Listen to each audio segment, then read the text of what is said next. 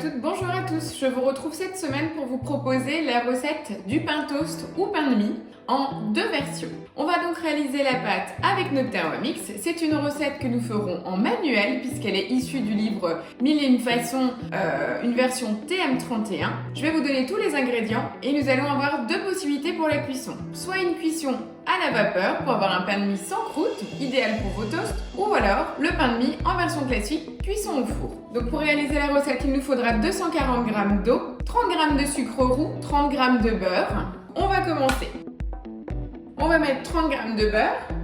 Petite astuce pour peser votre sucre si vous avez peur d'en mettre trop, vous faites la tare et vous versez directement dans votre gobelet doseur. Et voilà, vous ne pouvez pas vous tromper.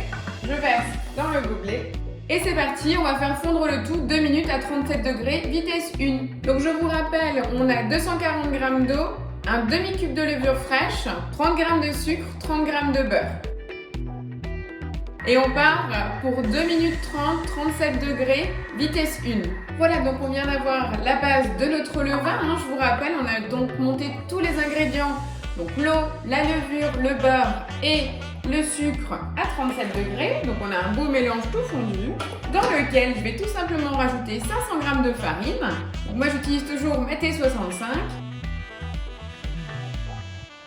Et une cuillère à café de sel. N'oubliez pas le sel, mettez-le toujours après la farine et pas directement en contact avec la levure.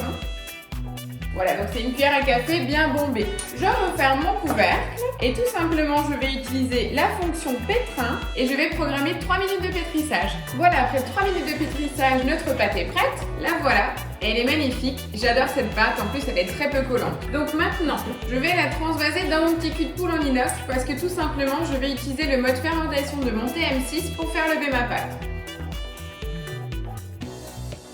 Donc j'ai transféré ma pâte dans mon cul de poule. Je vais maintenant verser 1 litre d'eau. Donc l'astuce, soit vous versez comme moi la bouteille ou alors vous prenez votre bol directement sous l'évier et vous remplissez jusqu'au premier trait. Voilà, je remets le couvercle sur le gobelet dosage. Je mets en position mon varoma. Je pose mon cul de poule dedans. Bien entendu, je mets le couvercle. Et là, je pars pour le mode fermentation. Donc bien sûr, je ne reste pas sur 8 heures. Je mets la plus petite des durées. Donc en l'occurrence, c'est 1 heure à 70 degrés. Et pendant ce temps-là, je vais laisser tranquillement lever ma pâte. Donc je vous rappelle, qu'est-ce que je fais en utilisant le mode fermentation? C'est tout simplement une petite étuve. On est bien d'accord qu'il n'y aura pas de vapeur, mais là ma pâte n'aura pas de courant d'air. Elle va rester au chaud, dans une chaleur humide, et ça va lui permettre un développement un peu plus rapide et surtout, on aura une pâte qui sera nettement plus moelleuse. Donc au bout de 7 heures, on va voir comment on va transformer notre pain. Je vais vous montrer en attendant les moules que je vais utiliser. Vous avez différentes versions. Donc, on a notre fameux moule Savarin. Alors là, moi, je n'ai pas la taille normale, j'ai la taille L. Donc, c'est le modèle plus haut par rapport au classique. Donc, celui-ci, je l'utilise uniquement quand je fais des pâtes levées dans mon varoma. Donc là, si je fais la recette du pain toast avec 500 g de farine, je pourrais mettre la totalité de la pâte dans ce modèle-là. D'accord? Ou si j'utilise le moule à pain de mie en silicone que vous trouvez aussi sur la boutique Forwerk, là par contre je me limiterai à mettre 200 g de pâte dans ce petit moule parce qu'il est quand même relativement petit et je mettrai les 300 autres grammes dans mon moule à cake. Donc si vous faites une seule pâte, vous pouvez faire les deux versions. Une petite version cuite à la vapeur puisque ce moule est prévu aussi pour aller dans votre varoma et dans l'autre, cuisson au four. Ça peut vous permettre de découvrir les deux textures en une seule pâte.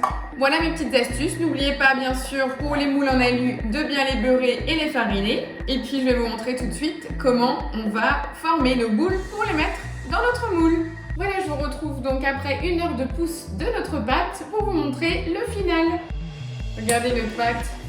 J'adore la travailler, elle est toute tiède en plus. Donc là forcément c'est la première pousse. Je vais donc ressortir la pâte du saladier. Elle va dégonfler, c'est normal.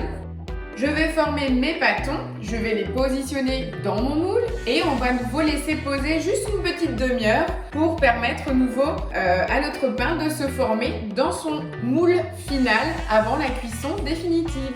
Donc c'est une recette que vous pouvez tranquillement faire la veille. D'ailleurs le pain de mie, vous pouvez le faire la veille parce qu'il ne séchera pas vu qu'il reste entier. Donc pensez-y, faites-le le 23, comme ça le 24 vous êtes tranquille.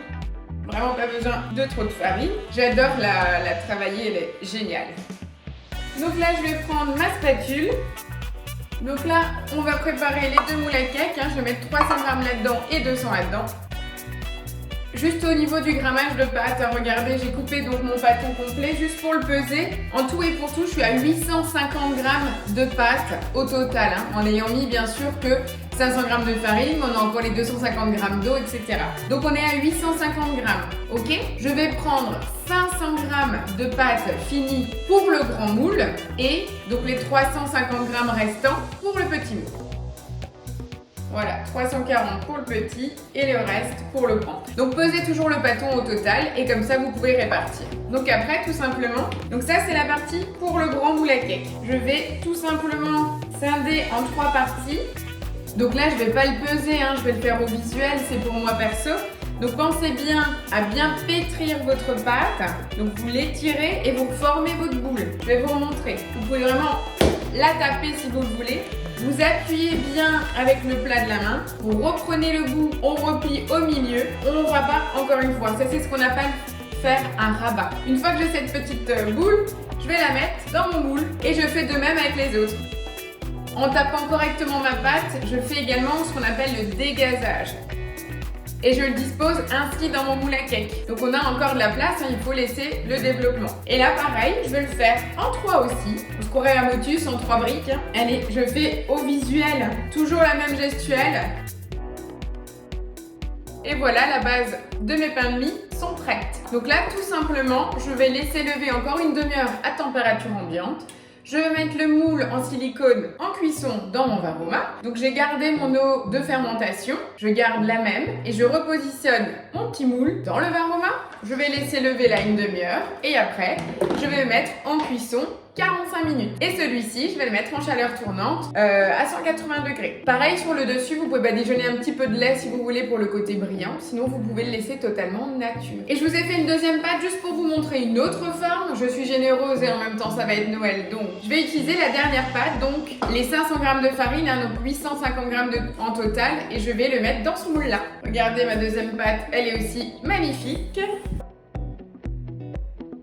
Vraiment, il faut en mettre le minimum. Voilà, donc j'ai toutes mes boules et je recommence.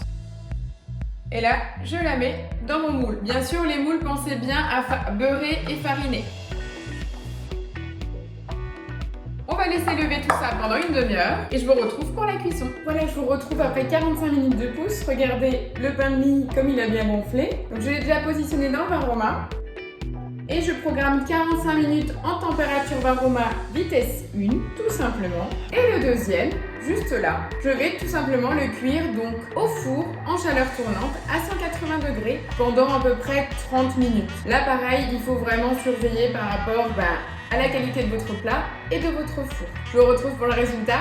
Je vous souhaite d'ores et déjà de joyeuses fêtes de Noël, une très bonne dégustation, faites-vous plaisir, soyez gourmands. Partagez avec moi si vous le souhaitez vos recettes, vos idées. Si vous avez besoin d'idées de recettes pour vos fêtes, n'hésitez pas. N'oubliez pas de liker la vidéo et si vous voulez, vous pouvez me rejoindre sur mon groupe fermé dans le groupe Facebook qui s'affiche au bas de la vidéo. Voilà, je compte sur vous, continuez à partager ainsi mes vidéos. Je vous remercie pour votre fidélité, je vous souhaite de bonnes fêtes de Noël et à la semaine prochaine. Ciao ciao!